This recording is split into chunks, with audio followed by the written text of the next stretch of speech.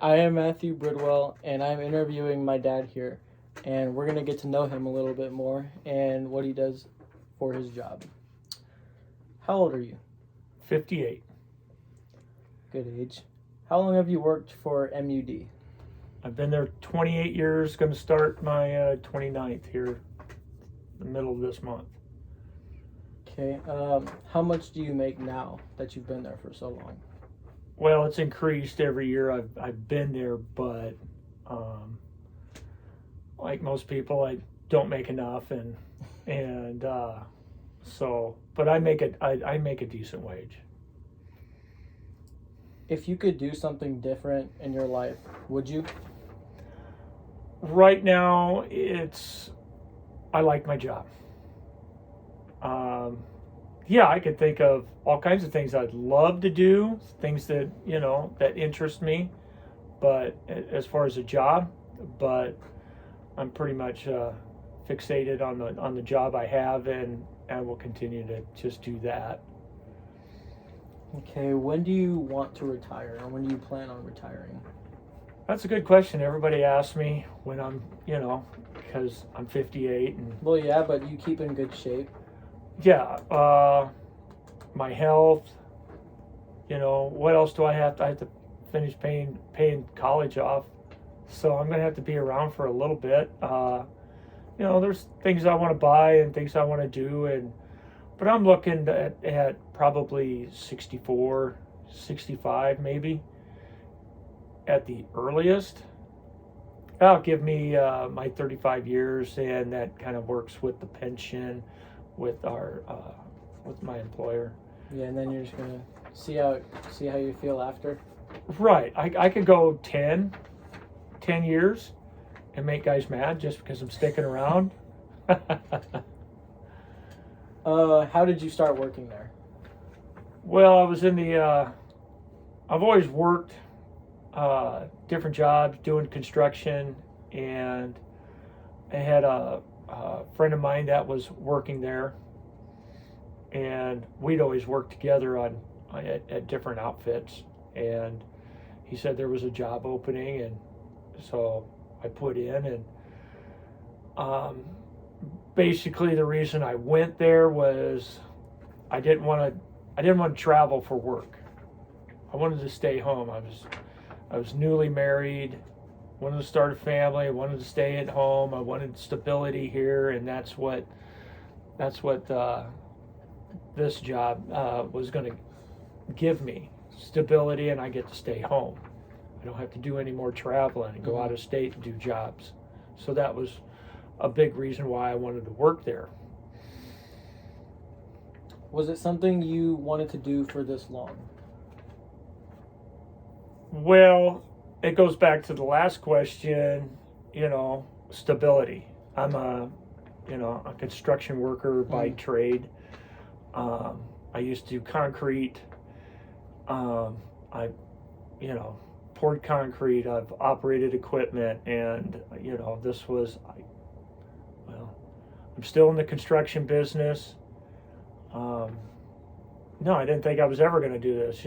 I guess when you were a kid, you would think you were going to be an astronaut, but this is where I ended up, and I was actually pretty good at it, and so I stuck with it.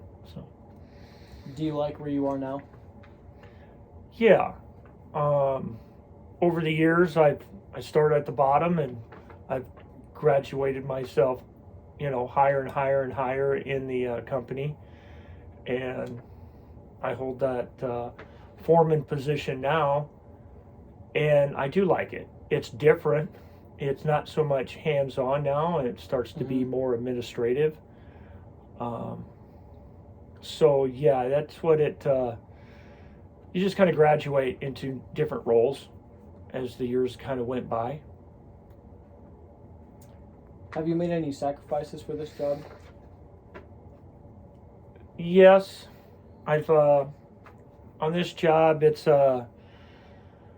I work in a maintenance operations emergency division. So there was plenty of times where I missed, holidays because I had to work, birthdays, games, watching you guys play. I had to, because I couldn't get off. I had to work. So basically some of those sacrifices, I got to put the job ahead of a few things because that's what pays the bills. Makes sense. Tell me about some accomplishments you've gained from this job. Well, there's always secondary learning going on, and you get certificates for this type of training and this type of training, and I did get I've received a few licenses during this job that was required, so I had to go back to taking courses. In fact, they have me set up to do several courses through the UNO program, just because I am a foreman, and it's more of a leadership courses, and show me how I could do things better. And but I was recommended for that by my peers to do so. Okay. And so that's about it. When you started, did you need any special qualifications? No, actually, there's a funny story because one of the first times I ever put in, they said I was overqualified, and I was a little upset, and I couldn't believe I was overqualified to basically do the same thing I was already doing at a different company. Mm-hmm. But it was a typical response because they'd hired somebody else. But eventually I got on, and I went on from there. Tell me about some of the struggles at your job and how you overcome them. I think the hardest part of my job right now is dealing with personalities. Okay, I've got 35 guys underneath me, and they all have a different personality. And this isn't the Army, the military, where it's you do this and you treat them like they're in the Army. It's different out in the real world because you have human resources, and people don't like to be, treated a certain way. You have to treat them with kid gloves. It's dealing with the personalities and trying to achieve a goal, and doing so is treating one person. You have to know what buttons to push. Yeah. In order to get that person to be productive, as opposed to this other person. Maybe this person, you got to have kit gloves. This person, he needs a boot in his behind, and they respond differently, but achieve the same goal. Have you enjoyed your work? Yes, it's challenging, and it can be frustrating, and it can be very rewarding because you just took on a large project, and you got it done in less time than what everybody thought you were going to do. That always makes everybody happy when you do that, because it makes everybody money. It saves money. It makes you look good. It makes you look like you had the right people on the job, Mm-hmm. and you followed through, and everything went well. Would you recommend this job to anybody? I would recommend the job, depending on who's putting in for my particular job. And if it's just a job there at the company, I recommend it. Mm-hmm. I think it's a great place to work. You won't get rich, but you can live comfortably, and you'll be stable. And there's so many good people around me anyway that are doing all the same thing. They're hardworking, decent people. My last question for you is, do you feel like you've made a difference? Yes. Shortly before I got my foreman's job, and coming up through the ranks, I've worked for several other foremans. I've had different crew leaders and different bosses, above me. And, even before I had this job, I always had supervisors and foremen and people above me. And over the years, I have learned how to take a little bit from all the good ones that I could think of and how they actually handled stuff or how they treated people, and try to use that in my own way of trying to deal with people, because not everybody's going to have a great boss. You're going to have bad ones. They don't talk to you very nice. They're very rude. They're very, they don't listen. They don't want to hear it. Everybody, it doesn't matter what job you have. You're going to have good bosses and bad bosses.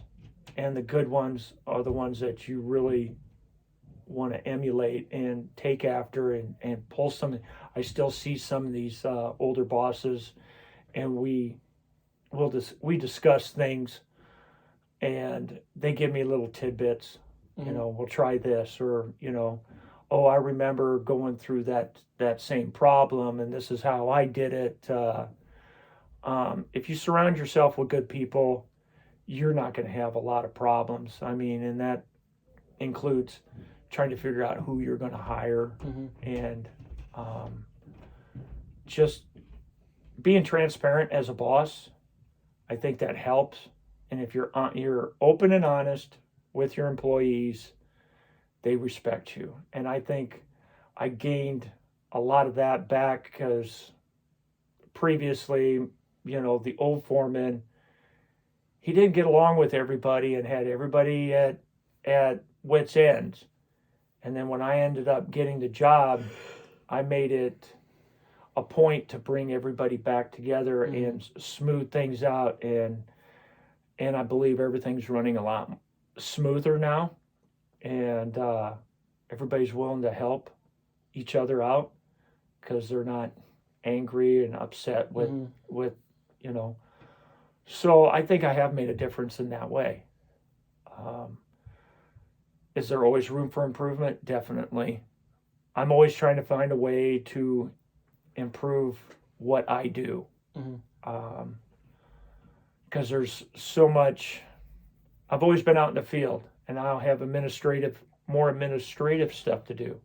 I have to get on the computer and write evaluations and write reports, and I have to stop and think